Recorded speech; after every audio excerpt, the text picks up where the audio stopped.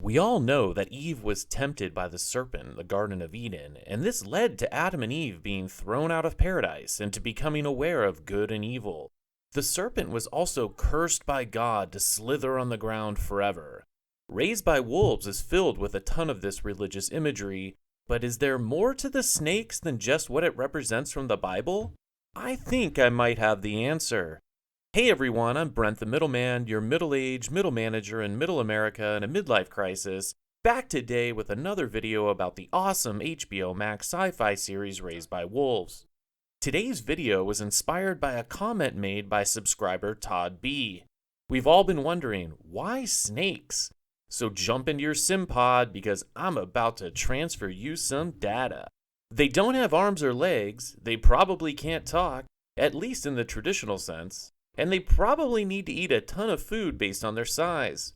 So what could be the snake's purpose, and why do they play such a large role in this show? And if you don't think they play a large role, then just remember, the entire first season culminated with Mother giving birth to a flying serpent after the soul voice told her that this was her real mission all along. Also, the first thing we see on Kepler is a landscape covered in giant holes.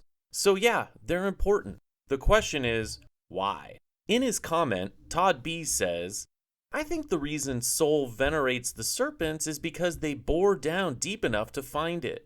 I think maybe it sat aware and intelligent but alone for eons. When I read this, it made so much sense. Most people seem to agree that the planet core is not a normal core, that it is most likely some kind of conscious supercomputer.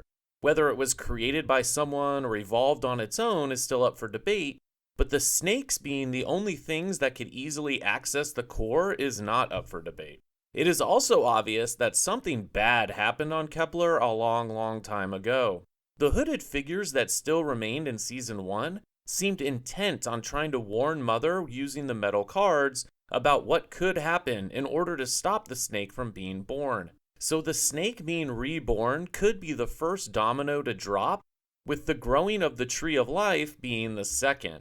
I believe that these are related. So the core is some kind of conscious computer or some kind of natural thing made up of dark photons, and only the snakes can easily access it. I think the snake skin can absorb the photons, and that's why we were shown Marcus wrapping himself in the skin, and the hooded figure Marcus found was also wrapped in snakeskin. Decima even found a piece of snakeskin in episode 1 and commented on how it was some kind of biotech. But our snake is trapped in the tropical zone, and it can't go in the acid ocean to reach the core that way, and it does not seem to want to fly out of the tropical zone.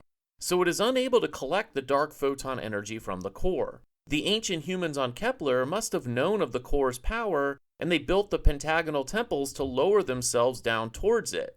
But maybe it wasn't to get to the core, but to get near a snake. Maybe they tried to either kill the snakes or get a piece of the snake in order to get its power. The same power we saw Marcus get from Mother's eyes and Otho get from Mother's blood mixing with his. The humans worship the core, the light, and they called it Soul, and Soul is the light. The core may have set up a defense mechanism to protect the snakes in the form of those nanobots we saw come out of the tooth, and this would devolve the humans. The humans in the show seem to think that the tree of life is meant for them. I think that it's meant for the snake. They keep reminding us that the snake is a child and just a kid, and they even showed us that it is a herbivore. So it would probably really like some yummy tree of life goodness. Now the question is, what will happen when number 7 eats from the tree of life? Will the snake become king and build a city of peace?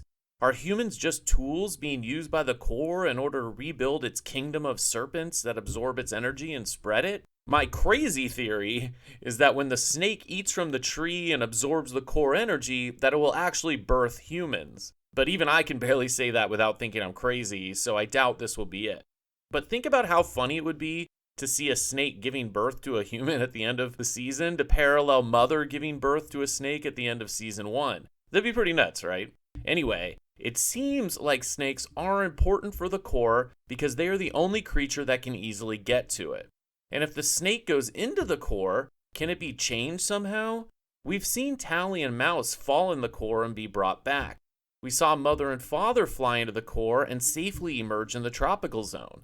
Maybe we'll even see those Mithraics that fell into the core come back somehow. But what happens when a snake enters the core? Will the core change it into a human?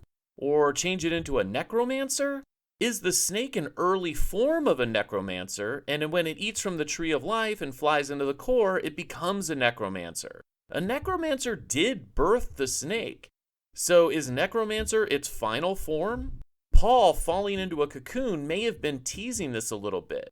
Maybe the snake cocoons after eating from the tree of life and or flying into the core, and then emerges as a necromancer, maybe even one like grandmother. Anyway, I can't wait to read your comments after this one. I hope it at least gets you thinking about how the snakes fit into all of this and think a bit more about what's actually going on in this wild show. If you're enjoying my videos, please think about liking and subscribing and commenting. It really helps me out. And I'll be back with more crazy theories between now and episode 6, so I hope you're ready. Thanks again for watching, and once again, I'm Brent the Middleman. I'll see you next time.